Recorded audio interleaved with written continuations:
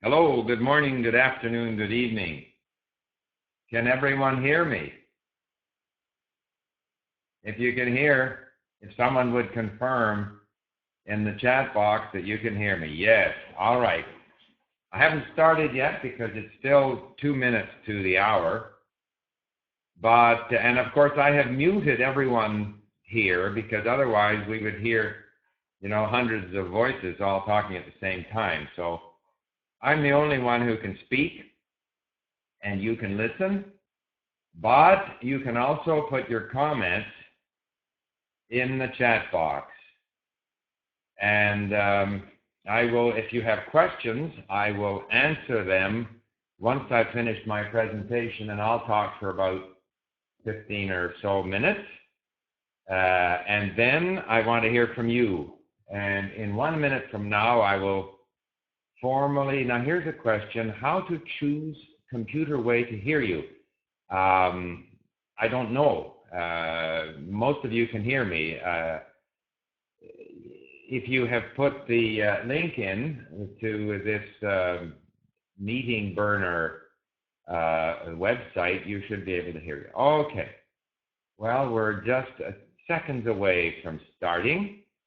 And all right, I will begin. So once again, let me welcome everyone to this webinar called 3 Simple Tips for Learning English.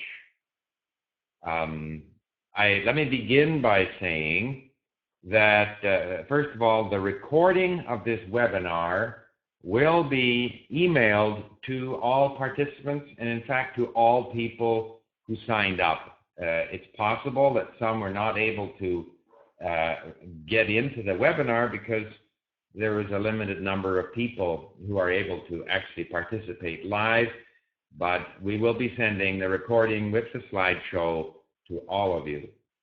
So, I am not a learner of English. I am a learner of other languages. I have learned to varying degrees of fluency 14 languages other than English. I have also interacted with people who are learning English. I have tried to teach people who are learning English. In my business career, I have either spoken to people whose native language was not English, or I have spoken their language in doing business. So I am familiar with the whole issue of learning languages and communicating in languages other than our own. I think, and I'm going to try to speak very clearly so that everyone should hopefully be able to understand me. I think people who are learning English are lucky. English is probably the most studied language in the world because it has, for a variety of reasons, become the main language for international communication.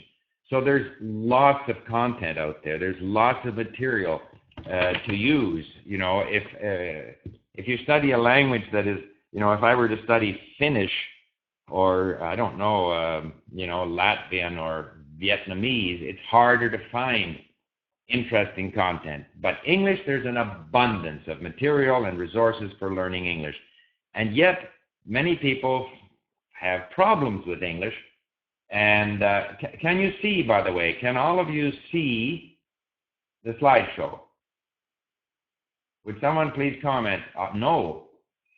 All right. That's a problem. Share monitor. Oh, sorry. There we go. Now can you see? All right. So pardon me. Once again, welcome to this webinar, which I entitled 3 Simple Tips for Learning English. People have problems with English, sometimes surprisingly simple things. So while English is a very important language, it has some real issues that make it difficult. The first problem is the difference. Oops, now what's happening? Oh yes, here. And if you have questions, you enter them in the chat box, or you can also join the conversation on Twitter. So now let me move on. One of the major problems people have with English is in pronunciation, and the fact that English is not necessarily written the way it's pronounced. So there's a disconnect between pronunciation and spelling, much more so than in any other language that I have studied. To some extent in French, to some extent in Russian, to some extent in German, the writing system doesn't, surprises us a little bit, but nothing like in English. And so this is a problem. So in other words, and so a very important tip, in my opinion, is not to rely on the written language to tell you how to pronounce something. Okay? I hear so many people, for example, who pronounce the word bird, herd, word, absurd, squirrel. They pronounce them all differently. Word becomes word because there's an O there. Absurd becomes absurd because there's a U there. Squirrel becomes squirrel because there's an I there. But in fact, they are all pronounced the same. So it's very important, and it's a theme that I will get back to, that you identify each word separately. The word bird has got to be identified with that sound, but so does the word word and absurd and squirrel. So you have to get used to separating the way the word is written from how it's pronounced. I mean, there are many examples of this. Plow, though, through, tough, rough, bow. All of these words are written the same way, O-U-G-H, and they're pronounced differently. You have to create a connection in your mind between an individual word and how it's pronounced. You can't rely on how the word is spelled. A good example is my father. My father, who lived in Canada for 30, 40 years, who originally was from Czechoslovakia, and who spoke English very well. And yet he would always say Nova Scotia. There's a place in Canada called Nova Scotia. S-C-O-T-I-A. T-I-A to him was Tia, Scotia. I almost had the impression he resented the fact that in English, the spelling system was so irrational. And so he would resist the fact that Scotia, in fact, was pronounced Scotia. So it is not productive or useful to resent or resist the irrational nature of English spelling. It's not going to change. It's part of the language. When I learned Chinese, I had to learn 4,000 individual characters. So you have to learn these words individually and notice how they are pronounced. One other thing on pronunciation that's very important is intonation. You can get some of the pronunciation a little bit wrong, but if the general intonation of the sentence is correct, people will have no trouble understanding it. Notice, for example, in this sentence, focus on intonation. Notice that the U in focus is not pronounced. Focus. Intonation. Again, it's not intonation. It's just intonation. Rhythm. Very often, the syllable that is not stressed has no sound. Whereas in most languages, they would go focus on intonation, but not in English. So it's very important in pronouncing English to focus on the intonation. So my first simple tip is learn to focus on what the word sounds like and not how it's spelled. And this is very easy to do today because on the internet, you can use text-to-speech. Like I do a lot of my studying on LingQ, and each little word, I can click on the text-to-speech icon and hear how that particular word is pronounced. Each word has to be dealt with as an individual word. You can't rely on how it's spelled. So that's my first simple tip. One other thing on pronunciation, there is an expression, the perfect is the enemy of the good. Don't aspire to sound like a native. Chances are you won't achieve that. You imitate the native pronunciation as well as you can so that you'll be easier to understand. But don't expect to be mistaken for a native. It's not necessary.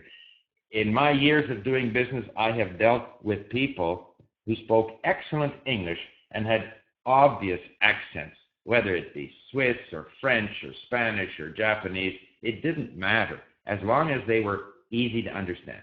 So that's my first tip with regard to pronunciation. And if you have questions, you can ask me later on. Some people are saying that the quality of the sound is not good. I'm sorry, I can't do anything about that at this point. The next thing is grammar rules. Grammar rules are difficult sometimes to understand and difficult to remember. To me, the number one task in learning a language is learning words and phrases.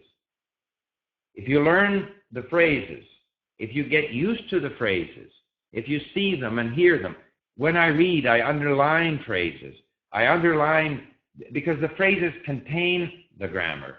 And I can't possibly, when I'm speaking, try to remember a grammar rule. But if I have read so much material and have focused on phrases and noticed them when listening, this is going to enable me to produce those phrases correctly. And make no mistake, you need a lot of words. You need a lot of words. Some people say with very few words, you can carry on most conversations. It depends what your goal is. However, if you want to have an adult conversation with people, you will need to learn a lot of words and phrases. And so you want to listen so much and paying attention to words and phrases that we start to hear these phrases in our minds. So when we go to speak, naturally these phrases come out. So the process of learning is not one of, in my opinion, of an intellectual approach where you understand the theory of the language. Very often the theory of the grammar is not difficult to understand. I'll give you an example. One of the most common errors that people have in English is the third person singular of the present tense. In other words, we say, I go, you go, but we say he goes, or he does, or she runs. And people get that wrong all the time, but it's not a difficult concept because there's only one form of the verb in the present tense that changes. In other languages, the verbs change with every person, but not in English. So it's very easy, and yet people still say he do, he go. So it's not a matter of learning somehow the theory of the grammar. You have to notice and listen and read, underline. If you have trouble getting the third person singular in the present tense correctly, every time you see it, underline it. It sends a message to your brain that you start to notice it. So in this way, because English is a somewhat idiomatic language, I mean, all languages are to a degree, and I think English is particularly so, you have to get used to it. I should say that having corrected, writing and having spoken, having, conducted lessons in English, but particularly in correcting writing, it's not grammar mistakes that cause the problem for most people. It's the use of words, the word order, not using the appropriate word. In other words, people haven't exposed themselves to enough of the language to develop the proper habits of the language. So one shouldn't focus on specific rules of grammar, but rather through a lot of listening and reading and noticing and underlining, you want to develop these habits of idiomatic English. Now, one other thing, the third little tip, is to work with keywords. Keywords that, like I do this when I'm studying a language. For example, if I'm, studying a language which has cases, then I will work on certain keywords which help me notice how these cases work. So if we look at English, for example, all languages have nouns and verbs.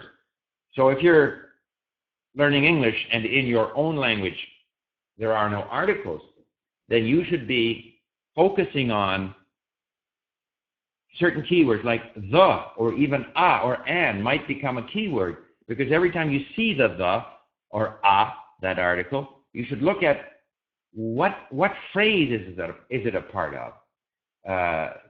Similarly with verbs, maybe you want to make the third person singular, he goes, he does. Maybe you want to make one of those a key word for you. In English, do becomes quite a key word because it's used when we ask a question. Do you want? I want. Do you want? Or it's used in the negative. I don't want. I don't go. So that do might be a key word for you. There are only certain concepts in every language, which all the languages that I have studied basically address these issues.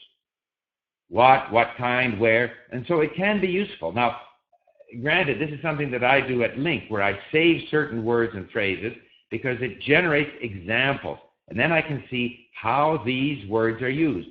But somehow, in speaking another language, you have to be able to handle these basic concepts, which, to my mind, are the key words of a language, regardless of the language.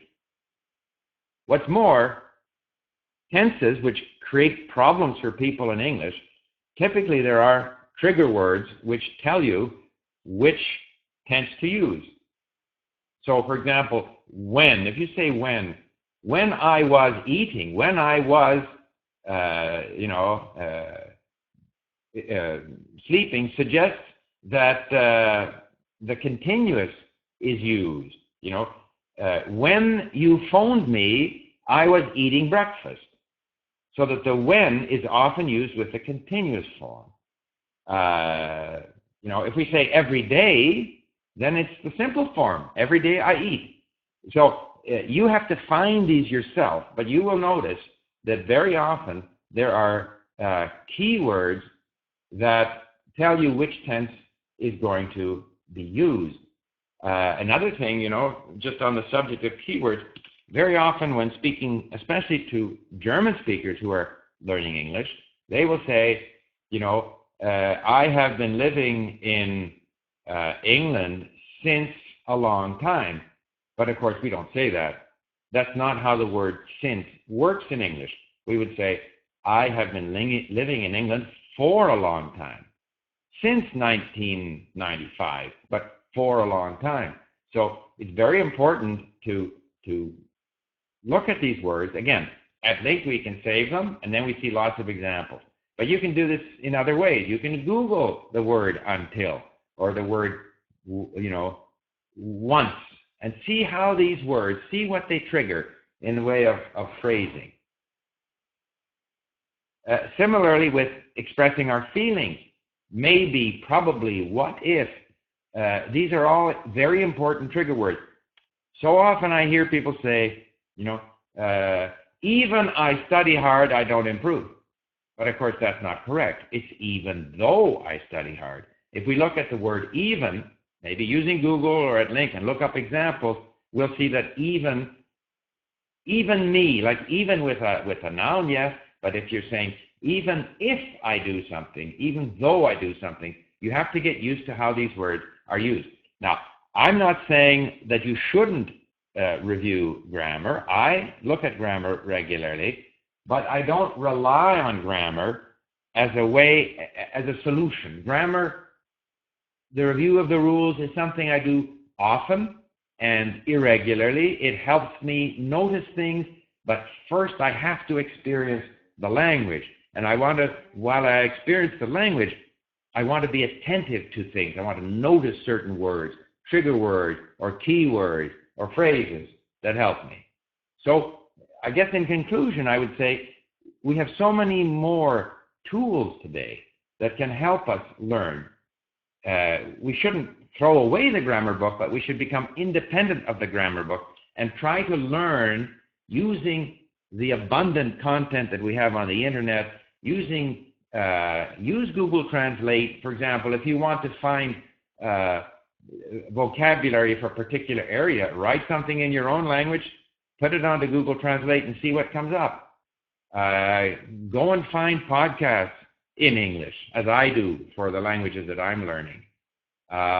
Use all these different resources, including the grammar book, but I think that traditional, if I look at, I have at home here books on English grammar, I mean, I would be very discouraged if I had to learn English trying to follow all these rules about when you use this would have, I would have been, modals and all of this stuff. I find it very complicated. For people who like it, fine. But I think it's not necessary. I think there is a more natural way of learning, which involves a lot of listening and reading and paying attention and focusing on certain key words and phrases in the language. I guess that's about it. Phrasal verbs comes up a lot as a concern. Again, I think we should look at each phrasal verb as a separate verb, put out, put in, put up with. The word put is there, but the meaning is different. And so you have to treat each one as a different word. So I want to hear from you now. I want to see anybody who has any questions, because I've talked in very general terms. And so here we have, do we have any questions? All right. Okay, now let me go to the top here and see if we have any questions. First of all, we see at the bottom here, Diego says, I always think in the rules. The problem with thinking based on the rules is that when you go to speak, you're thinking rules. And from my experience, if you're trying to think rules, it basically inhibits you from speaking, because you're trying to, not only does it inhibit you from speaking, but you question yourself. Is this the right, have I spoken it correctly?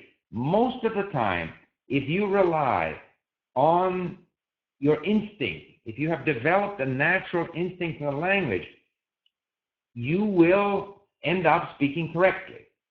So be less dependent on remembering the rules and more dependent on developing natural reflexes.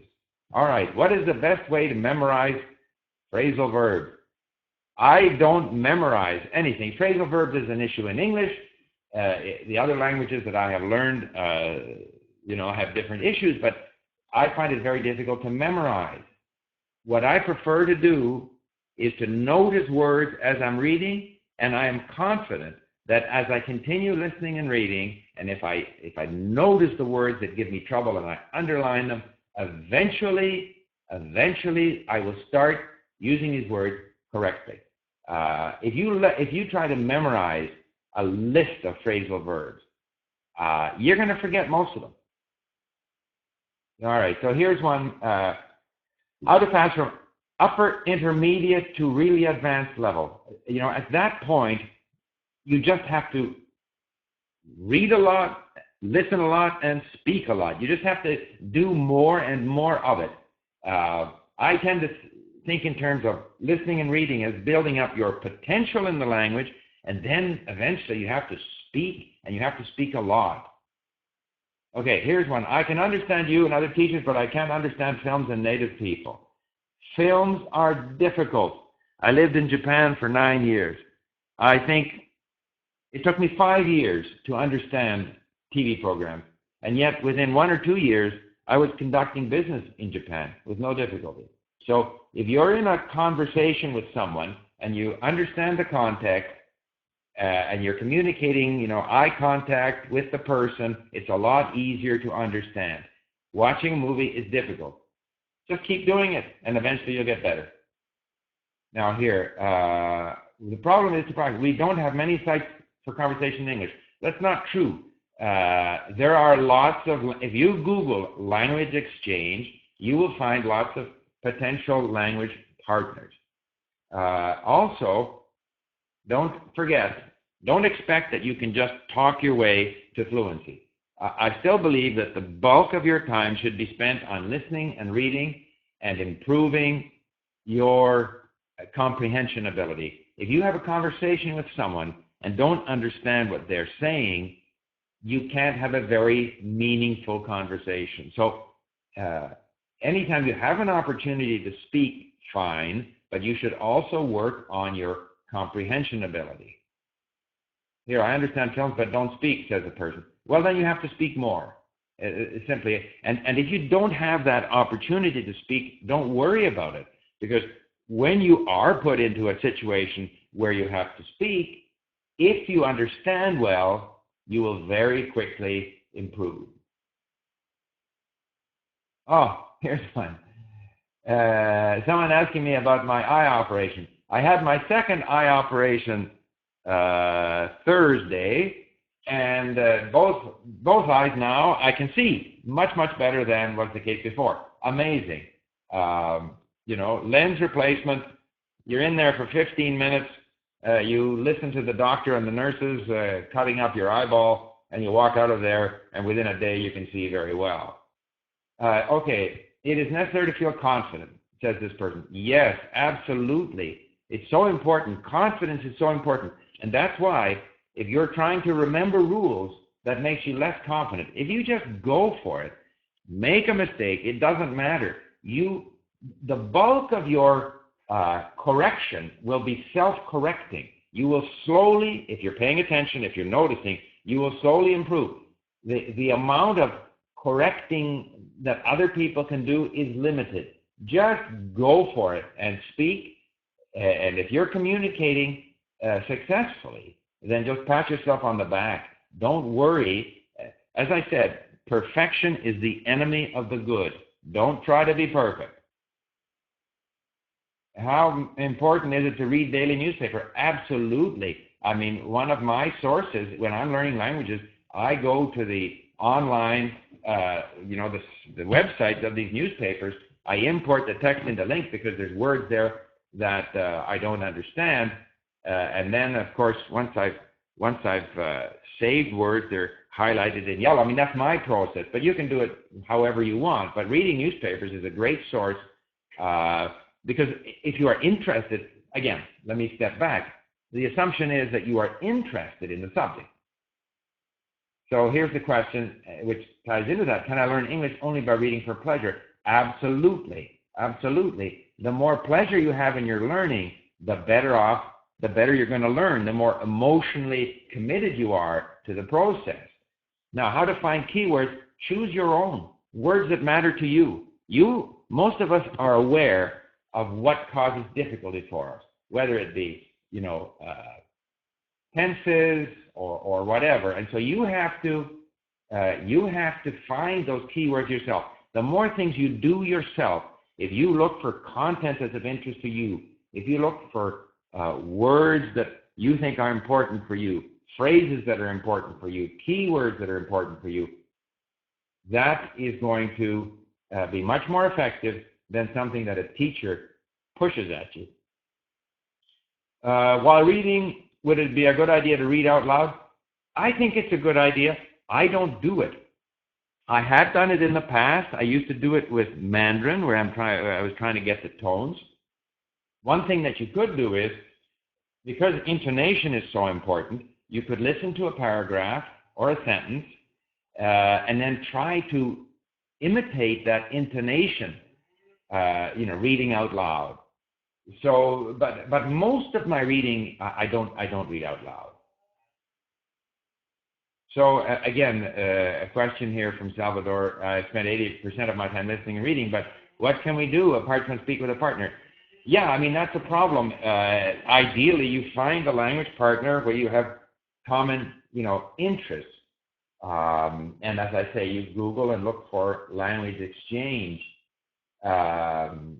sites, or find people to talk to. It's easier for English. I mean, for me to find someone here in Vancouver who speaks Ukrainian, but if I see someone, I don't often see someone speaking Ukrainian, but I'll see people speaking Korean, and so I will definitely try to speak then. Just reading without sound, can it cause confusions on pronunciation? I personally, I like to have audio and text. In other words, until I'm very far along in the language, I always like to listen and read. When I say that the words and phrases start ringing in your brain, you start hearing them, that comes from listening. Listening is so important. I think of my study time, 70% is listening. But then I want to make sure I read it, because when I listen, I don't understand it necessarily. And so then I listen, and then I read it, okay? Now, here's another person who says, every day I listen, but I don't feel I'm doing any better. Well, if you're not understanding the conversation that well, read it and say the words. You have to combine the reading and listening. We have to make a connection between the spoken, the sound that we hear, and the word. The written word is almost an image of the word that you hear. And it's particularly important in English, where the pronunciation of the word, as I pointed out, might be quite different from how it's written. And so you have to associate the word rough, R-O-U-G-H, with though. You know, rough is associated with up sound. Though, spelled the same way, is associated with the O sound. So you have to connect the audio and the written. Okay, now let's see what else. What is the best method to acquire vocabulary in a foreign language? Well, my own view is lots of listening and reading. I just keep stressing this. Lots of listening and reading. That's the basic underlying principle at LingQ. We have some functionality there that helps you notice words and phrases. You can save them to a database. You can review them. But most of the time is spent listening and reading. And this builds up your base from which you can develop the writing and speaking skills. And now, how much time do you spend on a language before you switch to another? Do you wait till you reach a certain level? This depends. But I think that 3 months, I mean, we recently announced that we're going to have another 90-day challenge at LingQ. 3 months is a minimum to make any kind of progress. It depends, I guess, on my interest, but I think a year, a year is a good period of time. It depends how similar the language is to a language you already know. Obviously, if you're going to go from Ukrainian to Polish or Spanish to Portuguese, it's going to be faster. But if you're studying a language which is completely different from a language from languages that you know, a year, 2 years is necessary. Someone asked if this is available offline. Yes, everyone will be emailed a copy of this. Now let's see where we are. Of this presentation. Now let's see what other questions here. Is it worthwhile to go to a foreign country to learn English? Okay. Yes, obviously, learning any language, it helps to go to the country where the language is spoken. However, I personally wouldn't go to the country where the language is spoken until I have a good level in that language. You can do so much at home. There's lots of students who come to Vancouver to learn English. I think maybe 20% of them really improve. 80% of them spend a lot of money and really don't achieve very much. Recently, on our forum at LingQ, we had 2 people saying that they went to intensive Spanish courses, one in Mexico and one in Spain, and didn't achieve very much. My advice is to make sure that you have very good comprehension ability, that you understand.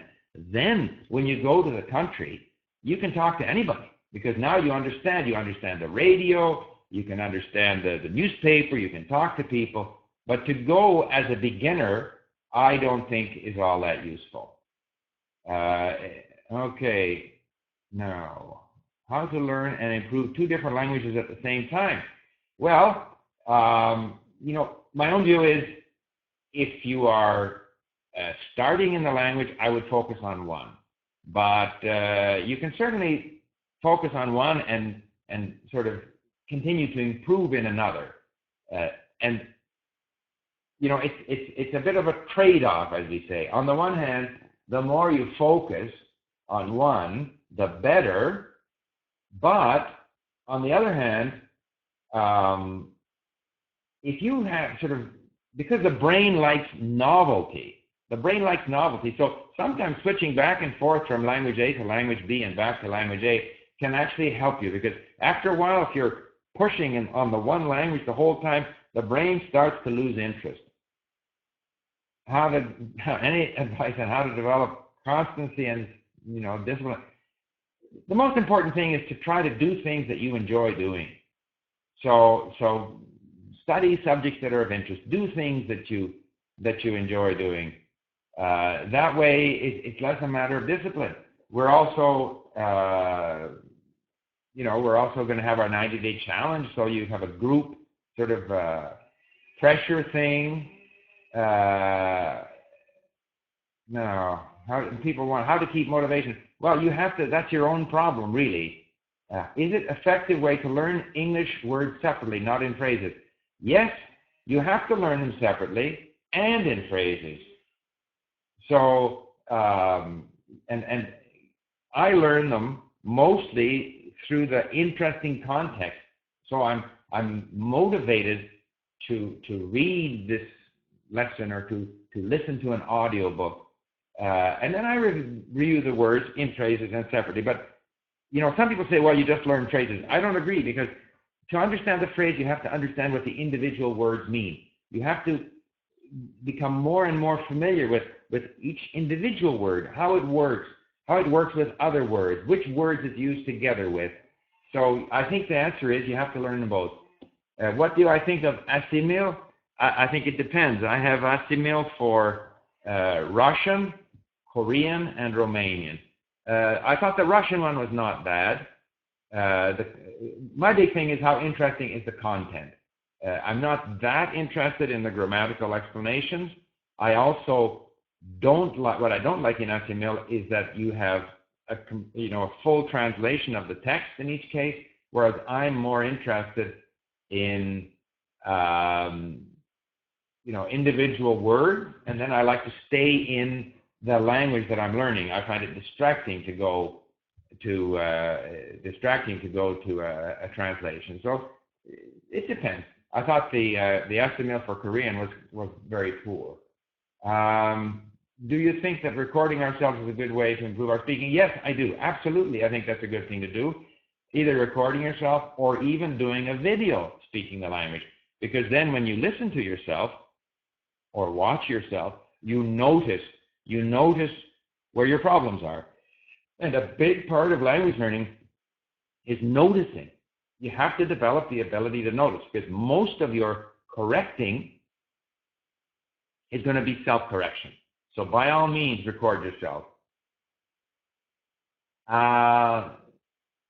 This is about learning English before going to sleep. I mean, I have read that studying a language before going to sleep is good for you. I will often read a lesson, say in Korean, from our LingQ, app for the iPad. I'll have it by my bed, and I'll read maybe for half an hour before going to sleep. But I don't know. I think what's more important is the amount of time that we are able to put into learning a language, whether we do it before going to sleep or whether we do it some other time. Now, let's see. I usually read with Mac automatic audio, but it's similar to the Google Voice. Do you think even being a computer to audio? Personally, I use text-to-speech for individual words and phrases. If I'm going to listen to,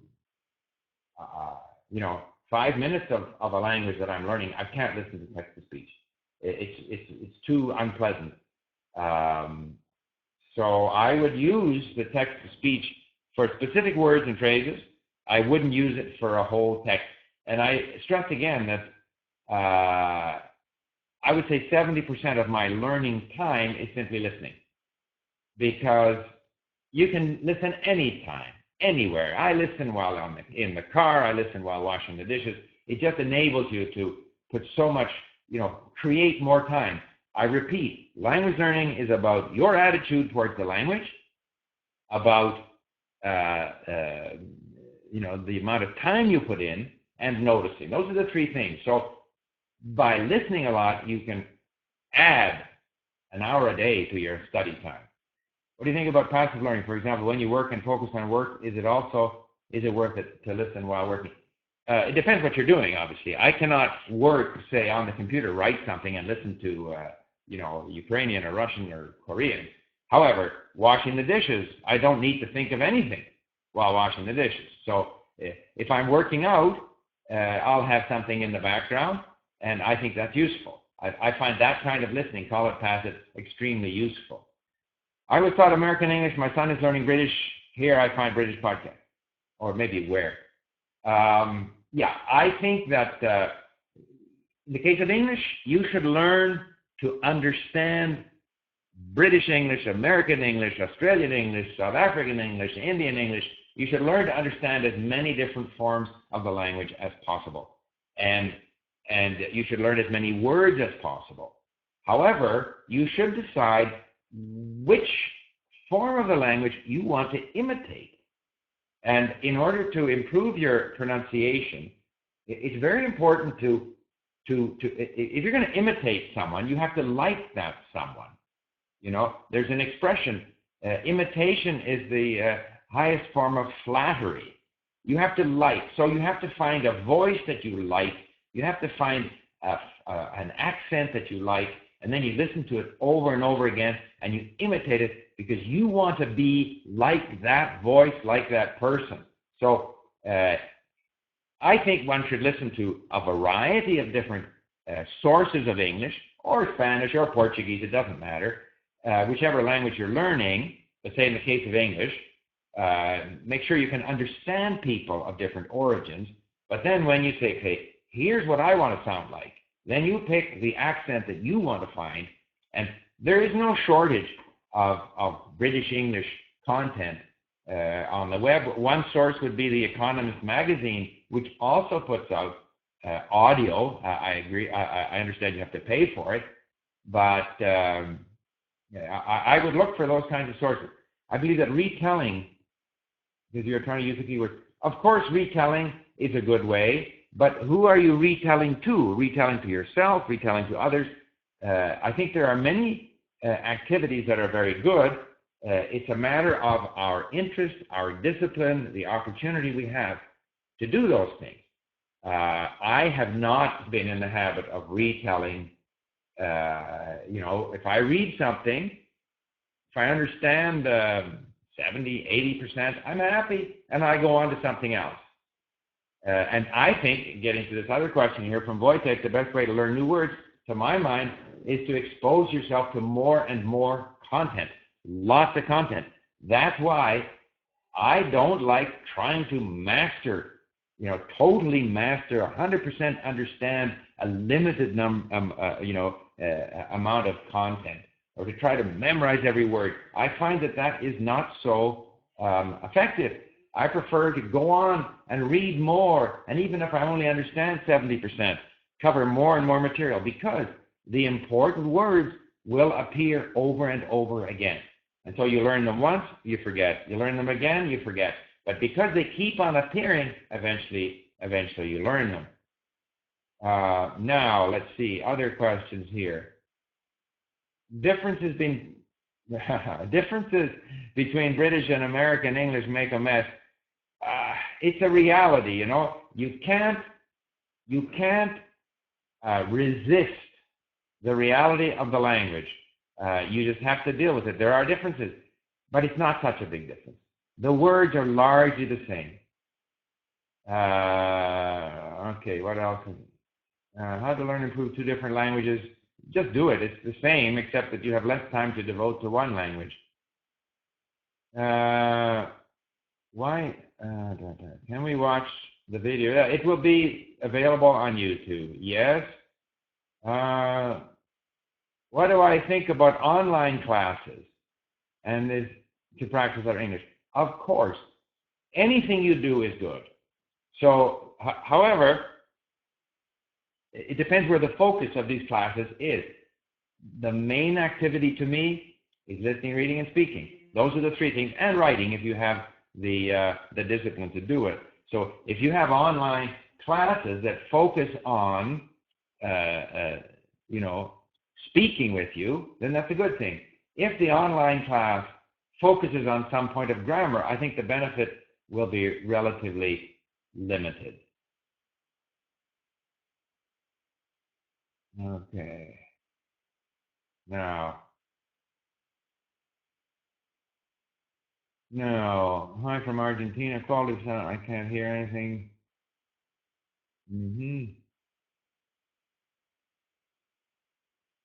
Okay. Now, do we have any particular questions about English specifically? Problems that you may have? Again, I repeat that everyone who signed up is getting a copy of this, the video, the presentation, the recording.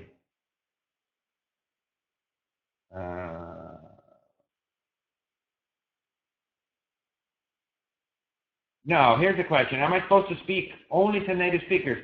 No, I think whenever you have a chance to speak, that's a good thing. But speaking to native speakers is better, I believe, for a variety of reasons. To some extent, when we speak to non-native speakers, it can be less stressful because we think the non-native speaker is not going to be as critical, as judgmental. So we can kind of, expand a bit and play act and pretend we're a native speaker, and he's also a non-native speaker, so we feel more comfortable in a way. But ultimately, because listening is so important, when you are speaking to a native speaker, what you are hearing is the model that you want to study. So I think speaking with native speakers, I find it personally is more motivating because this is the model. This is what I want to absorb, is the way the native speaker works. If I want to speak Korean with someone, if I come across an American who speaks Korean very well, I'm not tremendously motivated to have a conversation with that person. In fact, if two non-native speakers speak to each other, it's almost they're each trying to show off how good they are. Whereas speaking with a native speaker, that's the real test. So there's nothing wrong with speaking with non-native speakers. And in the case of English, you probably have more opportunity to speak to non-native speakers than to native speakers. But ultimately, the best test is to speak to native speakers. But, it depends what your opportunities are. Why is speaking much more difficult than understanding? Because you haven't spoken enough. At some point, you have to speak, and you have to speak a lot. And it will be difficult at first. I think English has a lot of words with a huge amount of meaning, and I think that is particularly difficult. Yeah, but I'm finding the same in all languages. I find the same in Korean. Here again, it's just a matter of, it's just more practice. I find this myself in Korean, which I've been doing off and on for quite a while now. I finally begin to sense that I'm making that progress. You just have to believe that if you stay with the process, you continue your listening and reading, occasionally reviewing grammar, occasionally reviewing words, you're going to get better. So I think one of the biggest problems with language learning or with language learners is they become negative towards themselves. And they are upset because they forget. They're upset because they can't speak as well as they would like, or they can't speak as well as they do in their native language. That's the way it is. If you want to be totally comfortable, then speak in your native language. If you're going to learn a foreign language, if you're going to learn English, there are going to be lots of occasions when you are disappointed because you didn't understand, you weren't able to say what you wanted to say, and you just have to stay with the process. Now, do you find DuoLingo a good way to start from scratch with a language? I think so. I think DuoLingo is very easy. It's somewhat fun to do. I think it's a good way to start. Again, it's a free resource. There's lots of free resources on the internet. So many more resources for language learning than there used to be. Ultimately, now DuoLingo, what is it? Just Google it and you'll see. But ultimately, DuoLingo doesn't take you very far. And since to me, I think it's a great way to start and stay with it. But ultimately, you have to get into reading and listening to real, authentic content, things that are of interest to you. So, for you, what does it mean to be fluent in English? Okay, this question comes up all the time. Fluent means that you understand most situations, you can express yourself in most situations, even though you make mistakes of grammar, even though you have an accent, even though there are times when you don't know the word, it's still fluent. I have done business with people from Germany, Sweden, Japan, France, who were fluent in English, conducted business in English, and yet I could very easily point out mistakes that they make, and their accent is easily identifiable. Watching US TV shows, best way to acquire the casual language? Sure, watching TV shows is good. Personally, I am not so, I don't spend a lot of time watching videos or movies or TV shows because I prefer a more word-rich environment, which means, for me, audio and text. So, for example, with Russian, I bought a lot of DVDs, particularly of Soviet-era movies that I love to watch. But to me, that is just entertainment. That stimulates me. That makes me keener to go and learn. But I don't use it as my main learning tool. Okay? Now, so when to use even if and when to use even though? All right, good question. If you ask me the question like that, I can't give you an answer. I think in most situations, you can use both. Even if, but you would normally say, even if, let's see now, even if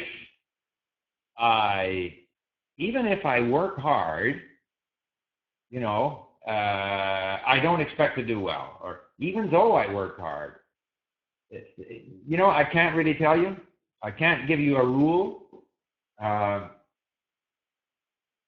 even though, I don't want to take the time to think it through. It's different.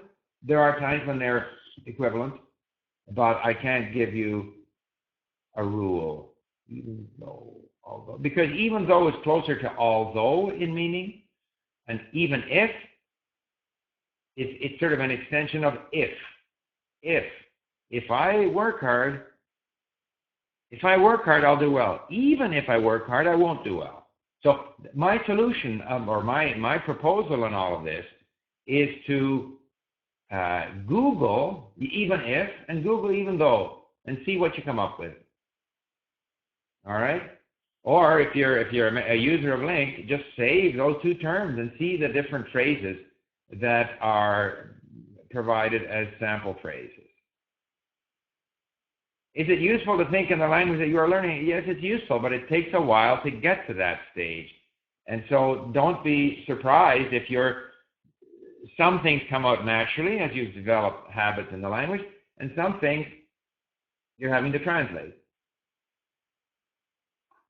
Question here, do you usually use words that you learned recently in your daily speech as a rule in order to learn them better? No, I don't. Because I don't plan my speaking activity immediately after my listening and reading activity. In fact, the way that I learn words is that I come across them again and again and again in my reading and listening. And then when I speak, my main concern is just to communicate and to say what I have, try to get my meaning across. I'll use whatever word I can remember. Bear in mind that your passive vocabulary is going to be much larger than your active vocabulary.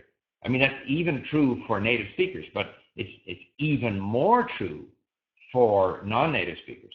So I need a large passive vocabulary in order to understand what people are saying. And then when I speak, I make do with whatever I can remember and try to get my meaning across. When I'm speaking, I will forget the most basic words that I definitely know, but when I'm speaking, I'm under pressure, and I'll forget those words. And then after the conversation, I'll remember, oh, gee, yeah, I should have remembered that was the word. So I don't have a deliberate policy of trying to use recently learned words. I just try to use whatever I can manage to find, because it's you know, you're under much more pressure. Yeah, no, I don't have that's not something that I do deliberately try to do. All right. Now, any other questions here? We're nearing the end, so I advise you should watch series if you want to tell the truth. Yeah, I mean, sure. As I say, watching TV series is fun. It's not the most effective way. How can I practice the juste syntax for an interview? If you have an interview on a particular subject, or if you want to sort of develop the technical terminology and as you say, the syntax for a specific context, go and find articles on the internet on that subject. Google in English for that, by that subject matter. Find a bunch of articles, read them, listen to them. If you can find podcasts on the subject, but particularly read them. Again, if you're on LingQ, import them into LingQ. Save words and phrases. I mean, that's the best way. I don't believe, you know, people talk about, you know, business English or academic English. I'm not a great fan of that. I think 90% of the words are the same. And so there's a limited amount of technical terminology, plus, you know, the kinds of words you need to introduce your thoughts. So if you have an interview, you might want to have a few good phrases like, in my opinion, or on the other hand, or, you know, my experience has shown me that. Sort of nice little phrases that can introduce what you want to say, because those kinds of natural phrases create a very good impression.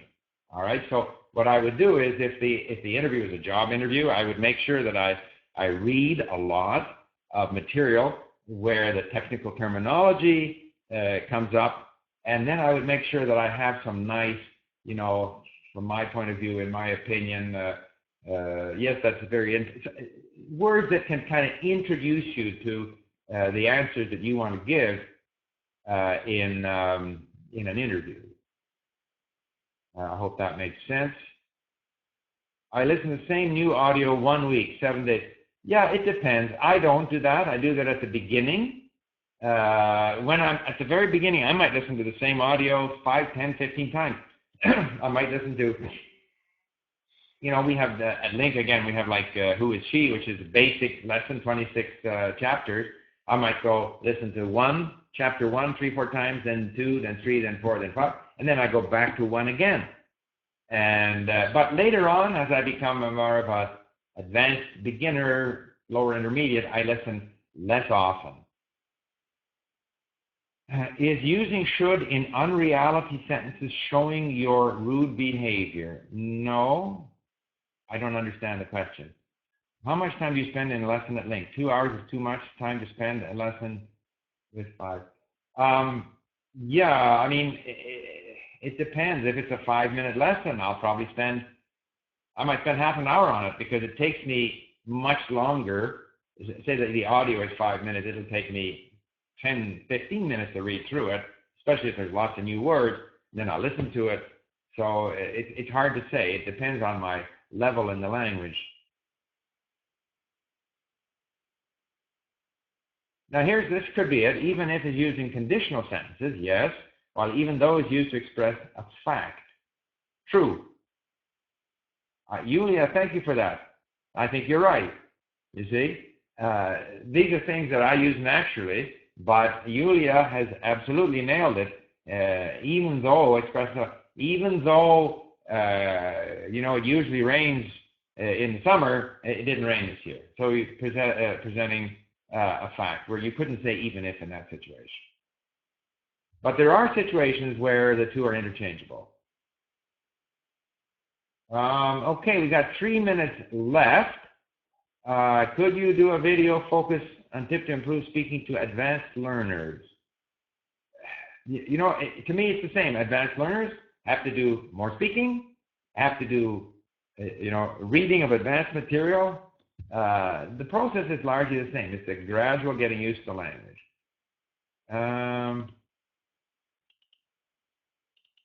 Any other questions here? We are 2 minutes away from ending this. Yes, you will get the audio. Is it useful to listen to short tracks or long tracks? Like so much in language learning, I think you should vary it.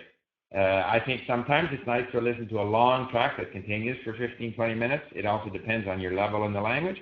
But also sometimes it's useful to listen to shorter material. You get that sense of achievement. So do a meeting teaching how to learn 2 languages at the same time. Okay. Anyway, I hope this is useful to you. One thing I should say, we would like to make a special offer to all of you. If you would, and we will be sending this offer, and it'll consist of a 1-year subscription to LingQ for $99, and I will personally follow. You will be receiving a coupon number, and if you sign up, I will personally follow your activity on LingQ, and you will be able to ask me questions on the Ask Steve forum at LingQ, and I will follow your progress. So if that's of interest to you, you'll be receiving that in the mail. Okay. Okay, thank you. All right. Well, thank you all for participating, and just keep your questions coming. You can always email us at LingQ, or follow me, or follow LingQ Central on Twitter, and send us your questions there. All right. Well, thank you very much for thanking me, and I thank you. So, bye for now.